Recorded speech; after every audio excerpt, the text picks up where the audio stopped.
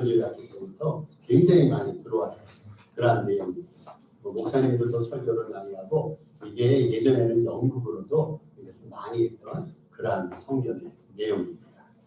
그 가나안 땅에 여호수아의 인도를 받아서 이제 모세가 죽었죠. 모세의 후계자 여호수아가 이스라엘 백성들을 인도해서 가나안 땅에 들어오게 됩니다. 가나안에 처음에 들어왔을 때는 정복 전쟁을 벌이는 거죠. 그 가나안에 7 주민들이 살고 있었는데 다 사악한 사람들입니다. 이 사람들을 정복하고 그래서 하나님께서 그것을 이제 기반으로 해서 적박거리는 가나안 땅을 이스라엘 백성들에게 축복으로 선물을 주신다는 얘기죠. 근데 여호수아가 살았을 때는 이스라엘 백성들이 말을 잘 들었어요. 그 말을 잘 들었는데 문제는 이 걸출한 지도자였던 여호수아가 죽자 문제가 발생하기 시작합니다. 그 가나안 땅에는 우상이 굉장히 많았어요. 예수 믿는 자들은 하나님만을 유일신으로 섬겨야 됩니다. 그게 이제 유대인의 처칙이고 10계명 가운데 제1계명은 나 외에 다른 신을 섬기지 말라. 하나님만이 유일신이 됩니다. 하나님만이 절대신입니다. 그런데 하나님께서 가나안 땅을 축복의 땅으로 주셨는데 그 가나안 땅에 들어가서 여호수아가 죽은 다음에 우상을 숭배하는 거예요. 그러지 말자라고 가나안 땅을 선물을 주셨는데 하나님의 말씀을 불순종한 채 가나안에 들어가서 우상을 숭배합니다. 이스라엘 백성들이 범죄하고 타락하기 시작합니다. 그 하나님께서 가만두시지 않는 거죠. 심판을 하시고 징벌을 내리시는 거예요. 근데 여기서부터 사건과 얘기가 전개가 됩니다. 그런데 하나님께서 직접 때리거나 하나님께서 직접 이스라엘에게 심판하시면은 받아들일 수가 있어요. 하나님이 직접 하신 거니까. 그런데 하나님께서는 징계하시고 심판하실 때 대적의 손을 들어서 이스라엘 백성들을 징치하십니다. 주변에 있는 여러 대적들, 여러 국가들이 있는데 저들이 이스라엘에 침략해가고 이스라엘을 괴롭히게 하고 힘들게 합니다. 하나님께서는 그가 이방 대적 세력들을 징계의 도구, 심판의 도구로 들어쓰신 거예요. 하나님께서 이렇게 심판을 하시니까 그때서 이스라엘 백성들이 정신을 차립니다. 지난주에도 제가 잠깐 설교를 들었죠. 우리들은 하나님 앞에 때로는 맞아야 됩니다. 잘못했을 때 안 맞으면 안 돼요. 맞으면은요 정신을 차리고 깨닫게 됩니다. 하나님께서 이스라엘 백성들을 또 이방 세력들을 도구로 사용해서 이스라엘 백성들을 징벌하시고 심판하시니까 그때서 백성들이 회개합니다. 회개하면서 잘못했다면서 하나님 앞에 도와달라고 부르짖는 거예요. 자기들이 잘나서 가나안 땅에 들어간 것이 아닌데 하나님께서 저들에게 축복과 은혜의 땅을 선물로 주셨는데 하나님의 뜻대로 살지 않고 우상을 숭배하고 죄를 범하고 그래서 하나님의 심판을 받으니까 그때서 정신 차리고 울며 불며 회개하고 하나님 앞에 도움을 요청하게 됩니다. 고통을 받으니까 하나님 앞에 부르짖었단 말이죠.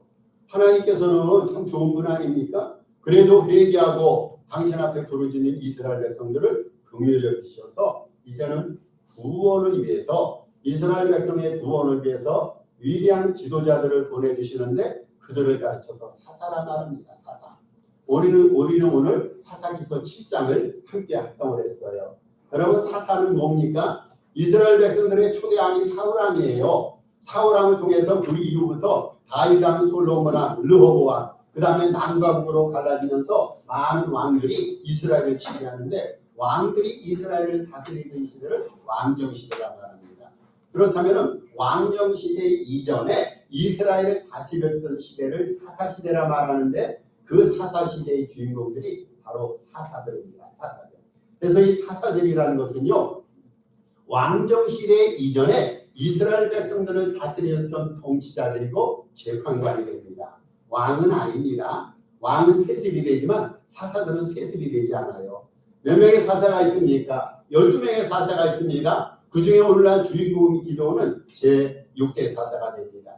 자, 이제부터 우리가 기드온 시대의 상황으로 돌아갑니다. 기드온이 주인공입니다. 이 기드온이 사사로 부름받기 전에 이스라엘 백성들이 또 죄를 범했어요. 참 재밌는 백성이에요. 하나님께서 축복을 주시면은요, 제자 날맛에 막 죄를 범합니다. 그리고 어렵고 힘들면 하나님 앞에 회개합니다. 그러면 하나님께서 또 축복을 베풀어 주셔서 이스라엘 백성을 살려주시는 거예요. 그럼 주님의 은혜 까닭에 잘 살고 믿음대로 살고 하나님 앞에 순종하면 얼마나 좋을까요? 근데 이스라엘 백성들은 또 죄를 범합니다. 하나님 앞에 또 회개하고 울부짖습니다. 그러면 하나님이 또 도와주십니다. 이런 내용이 이스라엘 백성들의 악순환처럼 반복이 됐단 말이죠. 그래서 하나님께서 이 미디안이, 이 기드온이 이제는 그 사사로 등극하기 이전에 어떤 벌을 내리시냐면 미디안 족속이라고 했어요. 미디안 족속. 그 당시에는 꽤나 세력이 있었던 족속입니다. 미디안 족속이 이스라엘을 침범해갖고 7년 동안을 이스라엘 백성들을 다스리는 거예요. 수확철이 되면은, 농사철이 되면은 이 민족이 특별히 쳐들어와갖고 먹는 거 다 뺏어갑니다. 1년 동안 열심히 수고했던 농작물을 다 뺏기는 거예요. 그것뿐이 아닙니다. 소라든지 양이라든지 가축도 다 뺏어가게 됩니다. 그러니 이 미디안 족속이 7년 동안 이스라엘 백성들을 철저하게 유린하고 약탈당하니까 이스라엘 백성들은 하다 못해서 하나님 앞에 또 도움을 부르시게 됩니다. 그때 하나님께서 부르신 사사가 6대 사사였던 기드온이란 말이죠. 다시 말해서 미디온의 대적으로부터 어려움과 고통 가운데 이스라엘 백성들이 회개하고 하나님의 도움을 부르실 때 이스라엘 백성들을 구원한 제6대 사사로 기드온이 부름을 받았어요. 자, 기드온이 이스라엘 지도자로 부름을 받았을 때 제일 처음에 했던 일이 뭘까요? 여러분이라면 나라가 어지럽고 대적이 우리나라를 침범했을 때 하나님께서 당시 그런 상황 속에서 우리를 지도자로 불러주셨다면 어떻게 하겠습니까? 다른 것이 아니라 대적을 쫓아내는 게 아닙니까? 대적을 쫓아내기 위해서는 용사를 소집하는 거예요. 전쟁을 통해 갖고 이 대적 세력을 완전히 몰아내야 됩니다. 그래서 기드온이 제일 먼저 했던 일은요, 전역에서 전쟁에 싸울 수 있는, 미디안과의 전쟁에서 싸울 수 있는 강한 용사들을 소집하는 일이 제일 첫 번째 임무입니다. 몇 명이 모입니까? 기드온이 나라를 살리자고 이렇게 하소연하면서 전국에서 용사들을 소집해서 구국의 용사들이 모였는데 그 숫자가 처음에는 32,000명입니다. 여러분 32,000명입니다. 이제 전쟁 준비가 잘 되어가는 것 같이 보이는 거예요. 사람을 통보를 해가지고 사람을 모았어요. 병사들을 모았는데 32,000명이 모였습니다. 자, 그 다음 단계가 뭡니까? 이 친구들을, 이 병사들을 훈련시키는 거예요. 조직적으로 훈련시켜가지고 전쟁 요소마다 배치를 하는 일입니다. 이게 전략적인 방법이 아닙니까? 그래야 되는데 32,000명의 병사가 소집이 됐는데 이상하게 우리 하나님께서 제동을 거셨어요. 제동을. 하나님께서 도와주시자고 기드온을 사사로 부르셔서 기드온이 나름대로 용사들을 소집했는데 하나님께서 제동을 딱 거시는 거예요. 그 이유가 뭡니까? 여러분 숫자가 많다는 거예요. 32,000이라는 숫자가 많다는 겁니다. 그런데 한번 생각해 보세요. 용사가 많을수록 전쟁에 도움이 되지 않습니까? 용사가 많으면요, 화력이 그만큼 세지게 됩니다. 전략도 그만큼 자양해지게 됩니다. 그리고 군사들의 용기가 사기가 충천하게 됩니다. 숫자가 많으니까. 32,000명인데 사실 32,000명이 많은 게 아니에요. 이 성경에 나오는 숫자를 보면. 그런데 하나님께서는 32,000명이 많다고 제동을 거십니다. 그래서 기드온은요, 하나님의 명령에 순종했어요. 그래서 제일 처음에 나라를 위해서, 전쟁을 위해서 모여든 32,000명 가운데 22,000명을 가게 합니다. 몇 명이 남습니까? 10,000명이 남았어요. 여러분, 큰 게 좋은 게 아닙니까? 많으면 많을수록 좋잖아요. 하나님께서 숫자를 줄인 거는요, 우리가 좀 이해하기 힘들어요. 우리는 생각할 때 규모도 커야 되고 사이즈도 커야지 좋은 거라고 생각합니다. 전쟁에서는 많은 사람이 참여해야지 승리에 가깝게 도달할 수 있다 생각합니다. 여러분, 우리가 교회 성장을 꿈꾸고 기도할 때 여러분 큰 교회 꿈꾸지 않아요? 우리가 당장 기도할 때 자리가 다 채워지는 꿈을 꿉니다. 이렇게 빈자리가 많으니까 하나님께서 숫자를 늘려달라고 기도하는 거예요. 교회 재정 자원이 많으면 얼마나 좋아요. 그 돈 갖고 선교도 하고 많이 돕기도 하고. 없는 것보다 좋잖아요. 많이 있으면 좋다라고 생각합니다. 규모가 크면 우리는 성공이고 승리라 생각합니다. 여러분, 제가 설교를 하는데요, 이 자리 꽉 채워가지고 아멘 소리가 많으면 제 설교에 흥이 날까요, 안 날까요? 우리 교회가 더 큰 교회당으로 가서 성가대, 찬양대가 구성이 되는데 이 찬양대가 오케스트라와 함께 하나님 앞에 찬양으로 영광 돌림으로 찬양대도 많고 성도들도 은혜를 많이 받으면 이거 신명나는 신앙생활 아니고 이게 신명나는 그런 믿음생활 교회생활이 아니던가요? 우리는 큰 거를 좋아하는데 그런데 우리 하나님께서는요, 도무지 큰 숫자에는 관심이 없는 것 같아요. 오늘 이 본문 말씀에 보면 그래서 32,000명 가운데 22,000명을 보냈어요. 3분의 2 이상이 물러갔다죠. 그래서 기도원 생각에는요, 야 이제 10,000명이 남았으니까 이 정도로 최고 정예부를 꾸려서 열심히 훈련시켜서 우리나라를 해방시켜야지. 아마 이런 기도 제목을 가지고 전략적으로 전쟁에 임할 계획을 세웠을 거예요. 자, 그런데 오늘 본문에 보니까 하나님께서는요, 이 숫자도 많다라는 거예요. 32,000명 가운데 22,000명을 물리쳤는데 그래서 3분의 1도 안 되는 10,000명밖에 안 남았는데 이것도 많다라고 하나님이 또 제동을 것입니다. 여러분 이거 굉장히 안타깝고 이해하지 못할 상황 아닙니까? 32,000명이 당시 군대 숫자로는 많은 게 아니고 그래서 우리 주님께서 많다라고 해서 3분의 2 이상을 보냈는데 10,000명 정도면 충분하다 생각했는데 이제는 이들을 가지고 우리나라를 구해보자 이렇게 전략도 짜고 전쟁 계획을 준비할 수가 있는데 우리 주님께서는 그것도 많다라는 거예요. 이번에는 몇 명을 보냅니까? 무려 9,700명을 보냈어요. 몇 명 남습니까? 여러분 산수 잘 알잖아요. 만에서 9,700을 빼면은요, 그 합이 얼마입니까? 300명입니다. 300명. 32,000명이 처음에는요, 나라를 구해보자고 용사로 자원을 했어요. 그런데 최종적으로 선발될 사람은 몇 명이더라고요? 300명.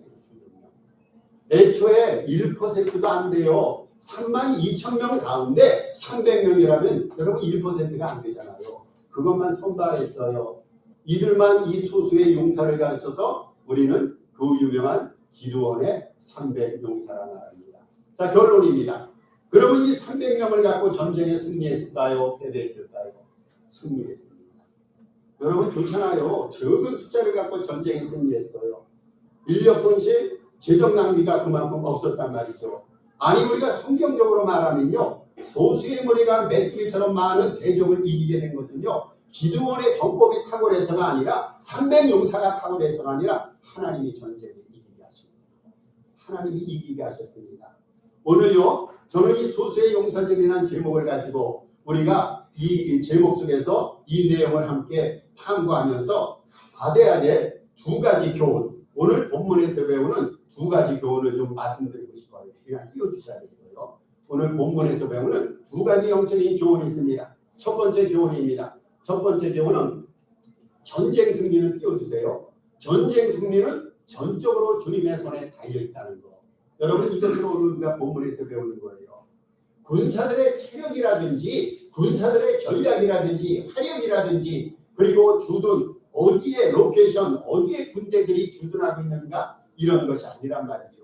지리적 위치라든지 군사 숫자라든지 군사들의 어떤 무기라든지 이것이 아니라 전쟁 승리는 전적으로 주님의 손에 달려있어요. 여러분 대군이고 첨단 무기를 갖고 있다 할지라도 전쟁에 패할 수가 있어요. 그런데 아무것이 없다 할지라도 우리는 전쟁에 승리할 수가 있습니다.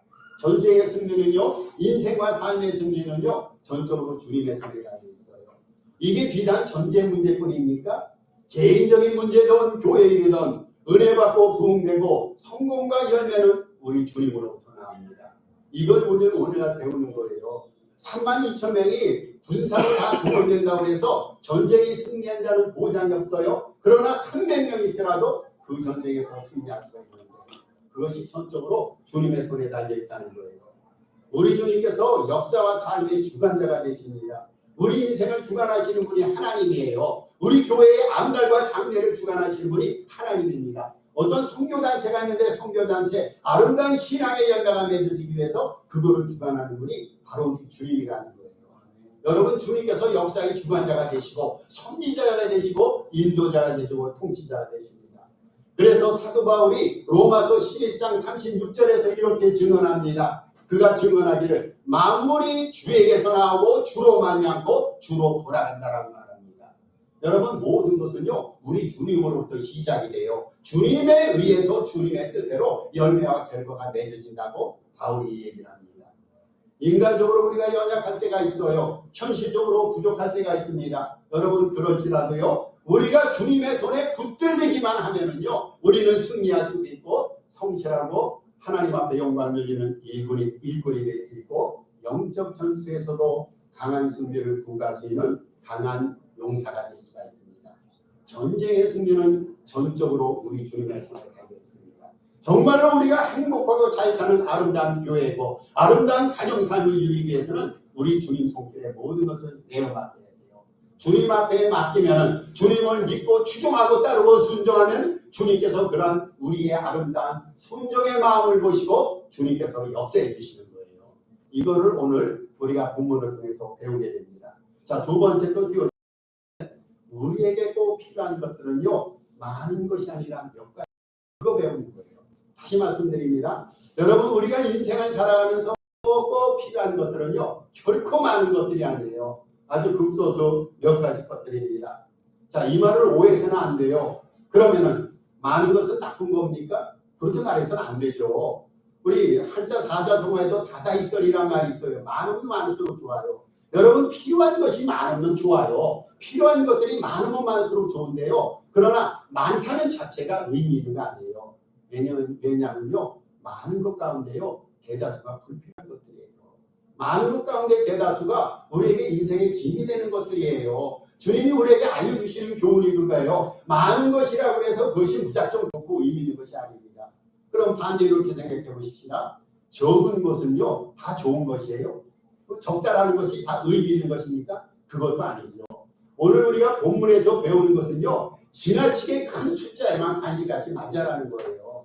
여러분 큰 교회만 하나님이 원하시는 교회고 재정이 많아야지만 그거 갖고 주님에게 가는 것이 아니란 말이죠. 크다고 해서 다 좋은 게 아니고 크다고 해서 다 아름다운 것이 아니기 때문에 우리들은 큰 것에만 큰 숫자에만 관심 갖지 말자라는 말이죠. 그런데 우리는요. 큰 것에 관심을 갖고 그래서 큰 것을 이것도 쌓고 저것도 쌓고 모으고 저축하고 그것을 가지고 행복과 그것을 가지고 자신의 신앙, 자신의 삶의 열매를 부각을 합니다. 여러분 우리가 생각하는 것만큼 살아가면서요. 우리가 생각하는 것만큼 인생이 필요치 않습니다. 지금까지 우리가 살아왔어요. 예전에는 필요에 대해서 모았는데 그런데 살다 보니까 불필요한 것들이 얼마나 많습니까? 이삿짐 한번 예를 들어보세요. 저는 이사를 좀 많이 다녔어요. 뭐 요즘에 와서 한 곳에 10년 이상을 살고 있는데 이사를 다닐 때마다 왜 그렇게 우리 집이 많은가? 우리가 부자가 아니잖아요. 가난하게 살았는데 이사할 때 보면요. 정말로 쓸데없는 물건들, 안 쓴 물건들이 너무 많았어요. 아니 그 물건이 있었는지도 모를 그런 물건들이 막 나오는 거예요. 계속해서 우리는 모자라기 때문에 이것도 쌓고 저것도 쌓고 축적을 하면 그렇게 살아왔어요. 그런데요. 그게 인생의 짐이 되더라고요. 인생을 복잡하게 만들더라고요. 짐에 채워가지고 세상 것에 채워가지고 정작 해야 될 일을 못한 경우가 얼마나 많은지 모릅니다. 삶을 살아가면서요. 우리가 정말로 필요한 것들은요. 많은 게 아니에요. 여러분 전쟁에서 필요한 용사는요. 300용사 32,000명이 아니었어요. 보세요. 32,000명 갖고 이겼잖아요. 정말로 우리의 인생에 필요한 것은요. 우리가 생각하는 것만큼 수없이 많은 것이 아니라 필요한 소수의 것 몇 가지 것들입니다. 코로나가 발발한 지 3년이 돼갑니다. 2020년 3월 둘째 주일에 저희가 교회 예배를 못 드리기 시작했어요. 그때는 행정명령이 내렸잖아요. 시에서 모이면 안 된다고 해서 우리 못 모였어요. 우리 교회당만 못 모입니까? 직장에도 못 나갔잖아요. 어디서 살았습니까? 집에서만 격리돼 살았어요. 여러분 다 집에서만 살았잖아요. 그럼 여러분 집에서 살면서 고급 의상이 필요했어요? 집에 살면서 고급 화장품이 필요했습니까? 집에 있으면서 폐물을 줄줄이 귀에 걸고 손가락에 걸면서 폐물을 착용했습니까? 아니죠. 코로나 격리 기간 동안에요. 우리에게 필요한 것들은 몇 가지 없었어요. 우리에게 쌀이 필요했어요. 그렇죠. 우리에게 물이 필요했어요. 화장지가 필요했습니다. 그리고 약이 필요했습니다. 이것 외에 여러분 정말로 필요한 것이 있었던가요? 근데 그렇게 적은 것을 가지고 우리는 2년, 3년 동안을 살아왔어요. 우리는요, 세상을 살아가면서 정말로 필요한 것들은요, 그 소수라는 것을 우리의 몸을 가지고 배우는 거예요. 우리가 지금까지 그것을 배워왔잖아요. 여러분 정말로요, 필요한 것만을 소지하고 정말로 교회에서 사회에서 하나님의 영광을 위해서 꼭꼭 필요한 사람이 되면 됩니다. 우리에게는 필요한 소수의 것이 필요하고 세상적으로 필요한 사람이 되면 되게 돼 있어요. 이게 하나님께서 우리에게 바라시는 삶의 패러다임이 되어야 됩니다. 여러분 소수의 헌신이에요. 교인이 많다고 해서 다 교회가 붕괴하는 것이 아니라 창조적인 소수의 헌신으로 교회가 붕괴되고 하나님의 영광이 드러납니다. 나라를 위해서 헌신하는 애국자들 많지 않습니다. 소수입니다. 그러나 그 소수가 전체를 살리는 거예요. 저는 바라기는 기도원 300용사처럼 소수의 무리인 우리가 교회를 살리고 하나님의 영광을 드러내고 이 지역의 복음의 역사를 활성화시키는 그러한 지역이 되기를 바랍니다.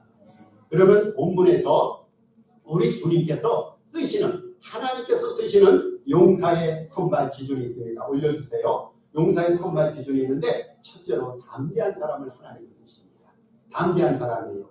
하나님께서는요 자원자가 32,000명이었죠. 거기서 다 보냈어요. 다 보냈는데 보내실 때 누구를 보냅니까? 두려움에 떠는 자를 보냈어요. 이 사람들이 처음에는요 나라를 위한다고 모였어요. 군사로 모였는데 실제 전쟁이 벌어지는 그러한 상황이 다가오니까 이러한저런 이유로 몸살이게 되고 두려워했더란 말이죠. 여러분 목숨 걸고 피 흘리고 싸워야 되는 전쟁 아닙니까? 그런데 전쟁하기 전에 두려움은요 전쟁하기 전에 떤다면요 이것은 전쟁을 하기 전에 패배한 것과 다름없습니다. 피 흘리며 싸울 용기가 있는 담대함이 있는 자가 참 용사입니다. 인생을 살아가면서 여러분 좋은 때만 있습니까? 삶을 살아가면서 편안한 때만 있습니까? 어떤 사람이 그런 말을 해요. 이 샌프란시스코에서 지진을 피해서 시카고로 갔더니 시카고에서 그 아주 추위 때 추위에 만나갖고 못 살겠다. 그래서 거기서 따뜻한 남쪽 플로리다로 내려갔어요. 마이애미로 내려갔더니 따뜻한데 이게 쉽게 허리케인이 오고 바람이 이래서 여러분 미국에 살면서 정말로 편안한 데 있어요? 여기 피해서 저기 갔더니 여기도 문제점이 있어요. 이게 우리가 사는 삶의 정황이란 말이죠. 우리가 살아가면서요 이 세상은요 다 어렵고 힘든 그러한 요소가 다 있습니다. 그런데 정말로 예수 믿는 담대한 사람은요 여기서 어려움이 있다고 도망가는 사람이 아니라 피 흘리고 대항하고 싸워서 여기서 삶의 기본과 삶의 근거를 구축해 나가는 사람이 정말로 용감한 사람이에요. 전쟁터에서 피 흘리고 죽을 수 있는 기회가 있다고 해서 도망가는 사람은 참 용사가 아니죠. 근데 32,000명 가운데 대다수가 실제 전쟁이 벌어지니까 두려움과 떨림 속에 도망을 갔어요. 주님께서는요 도망자 비겁자를 선택하지 않습니다. 담대한 사람을 쓰십니다. 그러면요 담대해질 수 있는 비결이 있어요. 두 가지 비결이 있는데 올려주세요. 담대해지려면요 하나님을 향한 믿음이 있어야 됩니다. 하나님을 향한 믿음이 있어야 됩니다. 생각해 보세요. 용사가 300명밖에 안 되잖아요. 너무나 적잖아요. 그러니까 이 300용사들이 제일 먼저 했던 일이 뭘까요? 주님을 붙드는 일이에요. 자기들 생각해도 300명 그 전쟁이 이길 수 없어요. 숫자로 따지고 세상 기준으로 판단하면요 300명 갖고 전쟁이 이길 수가 없어요. 그러니까 이 사람들은요 그저 주구장창 우리가 믿을 분은 하나님밖에 없다. 하나님을 향한 믿음을 피력하고 하나님을 단단히 붙들고 믿었어요. 그런데요 그 믿음이 저들 알고 담대한 그러한 과정에 이르겠다라는 거예요. 여러분 믿음은요 우리를 담대하게 만들어요. 믿음의 반대인 불신앙이 뭡니까? 불신앙은요 두 가지가 있어요. 불신앙이라는 것은 의심하는 것이 불신앙입니다. 두려움에 있는 것이 불신앙입니다. 여러분 두렵고 의심하는 것은요 참된 믿음이 아니에요. 예수님의 제자들에게 예수님이 야단을 많이 치셨는데 야단을 칠 때마다 두려워하지 말라. 왜 의심하느냐? 저들의 믿음은 적은 믿음이라 주님은 표현하시면서 어디서 그 적은 믿음, 즉 다시 말해서 불신이 어디서 발생하냐면 의심과 두려움에서 발생한다고 주님은 말씀하셨어요. 여러분 담대해지기 위해서는요 하나님을 믿는 믿음이 있으면 담대해집니다. 여러분 우리가 주님을 믿는데 뭐가 두렵냐 그거예요. 전지전능하신 주님이 내 편인데 주님께서 나를 생명싸개로 싸고 계시는데 주님께서 우리를 생명싸개로 우리 교회를 싸고 계시는데 뭐가 두려워하냐 그거예요. 주 안에 두려움이 있으려 하는 찬송가 가사도 있습니다. 하나님을 향한 믿음을 가지고 상황은 어렵고 힘들지라도 담대함으로 영적인 전쟁에 승리하는 저와 여러분 되시길 바랍니다. 그래서요 여기 그렇게 요한에서 5장 4절에 그렇게 얘기합니다. 세상을 이기는 승리는 우리의 믿음입니다. 여러분 우리가 믿음이 있으면요 마귀도 이기고 세상도 이깁니다. 대적도 믿음을 가지고 물리치게 됩니다. 그래서 담대해지기 위해서는 하나님을 향한 절대적인 믿음이 필요합니다. 두 번째 담대지교에서는 사랑이 필요합니다. 사랑입니다. 이 300용사들은요 누구보다 나라를 뜨겁게 사랑하는 사람들이에요. 나라를 사랑하니까 전쟁에 나오지 않습니까? 내 목숨 나라를 위해서 바쳐도 좋다라고 생각했던 사람들이 이 사람들입니다. 여러분 이 사람들은요 이 300용사들은 자 우리나라에서 나라를 위해서 전쟁에 싸워서 죽거나 나라에 뭔가를 헌신하고 충성을 다하다가 죽은 사람이 가는 곳을 현충원이라 말합니다. 그렇죠. 쉽게 표현하면 애국자들이 죽으면 현충원에 가게 돼 있어요. 나라에서 다스리는 국민묘지 같은데 바로 이 기도원 300용사는요 전쟁하다 죽으면요 현충원 같은 곳에 갈 그런 애국자들입니다. 여러분 진실로 사랑하면요 진실로 사랑하면 그 사랑에는 두려움이라든지 주저함이 없어요. 여러분 우리가 누군가를 정말로 생명을 걸고 사랑하면 그 사람을 위해서 다 해주지 않아요? 하늘에 있는 꽃, 하늘에 있는 별까지 따라주는 그러한 심정을 갖는단 말이죠. 우리가 나라를 사랑하면요 나라를 위해서 순국할 수가 있어요. 우리가 주님을 사랑하면요 복음을 위해서 우리는 순교도 할 수가 있습니다. 누가 순교합니까? 주님의 복음을 사랑하는 사람만이 순교할 수가 있어요. 누가 나라를 위해서 생명을 버립니까? 나라를 사랑하는 사람. 기도원의 300용사가요 나라를 사랑하는 사람이 있어요. 민족을 사랑하는 사람이었어요. 사랑하니까 담대해지는 거예요. 사랑에는 두려움이 없어요. 여러분 사랑에는 주저함이라든지 망설임이 없게 됩니다. 그래서 요한에서 4장 18절에서 사도 요한이 이렇게 말합니다. 사랑 안에 두려움이 없고 온전한 사랑이 두려움을 내어 쫓나니. 여러분 두려움을 무엇이 내어 쫓는다고요? 사랑입니다. 사랑. 주님을 사랑하고 누군가를 사랑하면 담대함으로 그 인생을 가득 차게 됩니다. 자, 두 번째 하나님께서 쓰시는 용사 선발 두 번째 기준이 있어요. 두 번째 기준은 띄워주세요. 대적의 공격을 경계하며 깨어 있음입니다. 대적의 공격을 경계하며 깨어 있습니다. 우리 주님께서는 또 계속해서 우리 주님께서는 최종적으로요 300용사들을 선발하셨는데 300용사들이 어떤 사람입니까? 주님께서요 300용사를 최종적으로 선별하실 때 물 먹는 자세를 가지고 물가에서 손으로 움켜서 입에 대고 물 마신 자들을 선발하셨어요. 이제 냇가로 강가로 가서 거기서 주님께서 사람들을 택했는데 물을 먹으라는 거예요. 자, 여러분께서 시냇가가 물이 흐르는데 물을 마실 때 어떻게 마십니까? 9,700명은요 무릎을 꿇고 고개를 숙여서 물을 마셨어요. 그런데 300명은요 물을 손으로 떴어요. 손으로 떠고 그것을 자기 입에 대고 혀로 핥아먹었습니다. 그게 300명이에요. 그런데 우리 주님께서는 그렇게 입으로 물을 떠서 입에 대고 핥아먹은 300명을 주의 병사로 선발하셨어요. 왜 그렇습니까?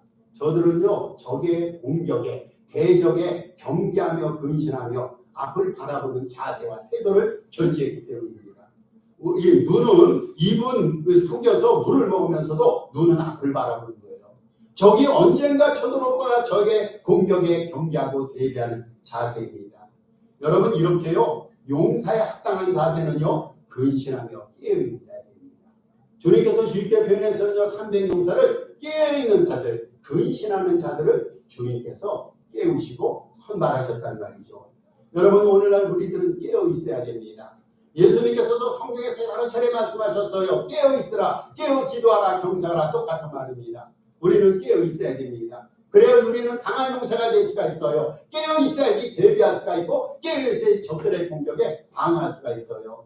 여러분 깨어있지 않고 잠을 잔다든지 깨어있지 않고 뭔가 세상 것에 취해 있다면요 정작 우리의 대적이 우리를 공략할 때 우리는 견딜 수 없습니다. 근신해야 됩니다. 깨어있어야 됩니다. 그러면 우리가 깨어있어야 될 세 가지 이유가 있어요. 왜 우리는 깨어있어야 됩니까? 지금이요 비상사태 시기이기 때문에.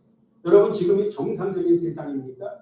지금이 과연 정상적입니까? 다른 거 다 떠나서 정상적이라는 것은요 성경대로 흘러가야 되는데 과연 지금이 성경대로 흘러가고 있습니까? 아니죠. 지금은요 비성경적인 시대예요. 성경 말씀이 많은 사람들에게 영향력과 감각을 행사하지 못합니다. 소수만이 성경을 붙들고 살아요.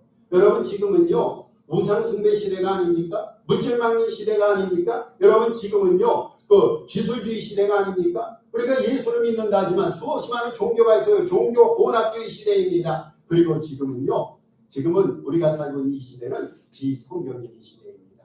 비상사태 시기예요. 그래서 이 시기에 우리가 깨어 있어야 돼요. 두 번째 이유가 있어요. 지금은 말세 있기 때문에. 우리에게 시간이 많으면 얼마나 좋을까요? 근데 시간이 별로 많지가 않아요. 지금은 말세 마지막 때입니다. 성경은 분명히 얘기합니다. 마지막 때의 징조들을 얘기하는데 오늘날 세상에서 되어지는 모든 일들 보면요, 이 징조가 우리 눈에 보여요. 이 마지막 시대의 징조 가운데 기근이 있습니다. 기근. 지진이 일어납니다. 지난 주 초에도 터키에서 지진이 일어났는데 여진도, 그 본진도 강하고 여진도 강하고 2만 5천 명 이상의 사망자가 현재까지 발생했어요. 여러분, 지진이 끊임없이 일어나고 있어요. 전염병 어떠합니까? 성경에는 말세의 징조 가운데 전염병을 얘기하는데 이 코로나가 언제 끝나는지 알 수가 없어요. 변형된 바이러스가 계속 나오고 이거보다 더 심각한 전염병이 발생하는지 모릅니다. 불법이 성행한다고 했어요. 불법. 그리고 세상 사람들은요, 돈을 사랑한다고 했어요. 여러분, 돈 싫어합니까? 많은 사람들이 돈에 빠져 살아갑니다. 그리고요, 더 심각한 것은 거짓 그리스도가 출현한다고 했어요. 예수가 아닌데 자기가 예수라는 거에 대해서 사람들을 현혹하고 지옥으로 이끌고 가는 거짓 그리스도가 출현한다고 성경은 말합니다. 지금이 그때입니다. 마지막 때예요. 말세입니다. 여러분, 이 말세 우리가 아무것도 안 할 수 없잖아요. 말세에 마냥 놀고 즐기고 자기 자신의 즐거움과 쾌락을 추구할 수 없잖아요. 말세는요, 정말로 깨어서 하나님 앞에 기도해야 돼요. 하나님을 붙들어야 됩니다. 성경 말씀대로 살아야 됩니다. 지금 말세이기 때문에. 또 우리가 깨야 될 세 번째 이유는요, 지금은 마귀가 극성을 부리기 때문에. 우리를 제일 힘들게 하는 존재가 누굽니까? 목사입니까? 여러분을 힘들게 하는 존재? 여러분의 배우자입니까? 아니에요. 정말로 힘들게 하는 존재가 있다면 마귀입니다. 마귀. 마귀가 죄악을 우리에게 뿌리는 거예요. 우리는 그 마귀의 농간에 놀아나고 있어요. 그래서 죄를 짓는 겁니다. 이 마귀가 지금 극성을 부리고 있어요. 성경에 보면 마귀가 두 가지 형태로 나타납니다. 하나는 광명한 천사의 탈을 쓰고 나타납니다. 마귀가 아름다운 천사의 모습을 나타나니까 우리가 현혹받고 유혹을 받는 거예요. 또 한 가지 모습은요, 마귀는 우는 사자처럼 삼킬 자를 찾는 사나운 모습으로 나타납니다. 사정없이 마귀는요, 믿는 사람을 보면 사정없이 휘어 팹니다. 그래서 더 이상 일어나지 못하고 망하게 만들고 죽게 만듭니다.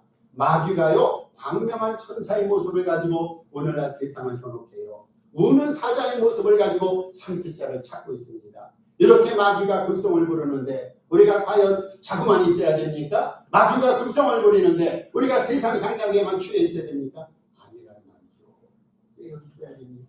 지금은 비상사태이기 때문에, 지금은 말세이기 때문에 마귀가 극성을 부리기 때문에 우리는 깨어 있어야 됩니다. 말씀을 결론 짓습니다. 영적 싸움이 지금 치열하게 벌어지고 있어요. 여러분, 이러한 시대적인 상황 속에서 큰 숫자만이 능사가 아닙니다. 다시 말씀드립니다. 큰 숫자만이 능사가 아닙니다. 우리들은요, 용감한 용사가 되어야 돼요. 기도원 300용사처럼 우리는 소수의 창조자 용감한 용사가 되어야 됩니다. 어떻게 용감한 용사가 될 수 있을까요? 믿음과 사랑 안에서 담대히 있으면 됩니다. 믿음과 사랑 안에서 담대하는 용감한 용사가 될 수가 있어요. 기도와 말씀 가운데 깨어 있으면 우리도, 우리 교회도 강하고 아름다운 용사, 그런 교회가 될 수가 있습니다. 여러분, 우리가 강한 용사가 되면은요, 우리 하나가 10,000명을 당해낼 수가 있어요. 한 사람이 10,000명을 당해낼 수가 있어요. 300명이요, 수없이 많은 대적들을 물리쳤단 말이죠. 하나님께서 강한 용사인 우리에게 힘을 주시는 거예요. 에너지를 주십니다. 능력과 지혜와 하늘로부터 오는 아름다운 좋은 지혜를 우리에게 허락해 주십니다. 우리 모두 강한 용사 되어 우리 주님에게 기쁨과 자랑이 되는 저와 여러분 모두가 되기를 주님의 이름으로 축복합니다. 아멘. 우리 주신 말씀과 여기 이호준의 기도 제목을 가지고 합심해서 1분 30분까지 기도하겠습니다. 아버지 하나님, 주의 은혜와 하나님의 사랑이 있습니다. 오늘도 불러주신 주님의 목적에 따라서 우리 하나님 앞에 기도하고 찬양하게 하시는 주님입니다. 아버지 하나님, 우리는 제력과 그리고 숫자와 자는 자 진리적 위치에 아니라 하나님의 손에 받는 하나님의 손에 붙들림을 받아